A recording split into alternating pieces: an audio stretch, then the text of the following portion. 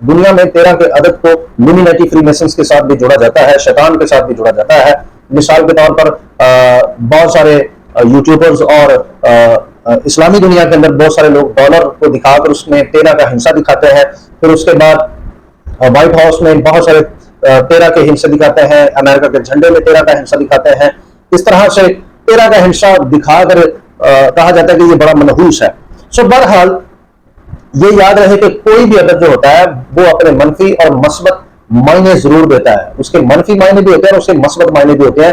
یہ ہمیشہ میری بات یاد رکھیے گا. بہرحال جو 13 کا عدد ہے، اگر ہم اسے بائبل مقدس میں سے دیکھیں تو بہت سارے لوگوں نے اس کو بائبل میں سے بھی پڑھ کر اس کو منحوس ثابت کرنے کی جو ہے وہ کوشش کی ہے. مثال کے طور پر بنی اسرائیل کو آستر کی کتاب میں مارنے کی جو تاریخ رکھی گئی وہ 13.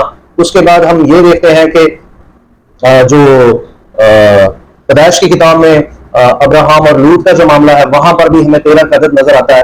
تو وہاں پر بھی ہمیں اسے منحوس قرار دیتے ہیں ہمارے لوگ، بہت سارے اس کی تفسیر کرتے ہیں. لیکن جوڈائزم جب آپ پڑھتے ہیں، جب آپ یہودی لٹریچر پڑھتے ہیں تو آپ کے سامنے مدعا کچھ کھل کر آتا ہے، کچھ اور آتا ہے. ربی حزقیہ کہتے ہیں کہ جو 13 کا عدد ہے بیسیکلی یہ عدد بنی اسرائیل کی طرف اشارہ کرتا ہے. جس طرح سے کمبل کے پھول کو 13 پتیاں گھیر کر رکھتی ہیں، اسی طرح بنی اسرائیل کو 13 قسم کی رحمتیں نعمتیں گھیر کر رکھتی ہیں. اگر ہم بائبل مقدس کا مطالعہ کریں، آستر کی ہی کتاب کو میں لے لوں تو 13 تاریخ بنی اسرائیل کی ہلاکت کا دن تھا.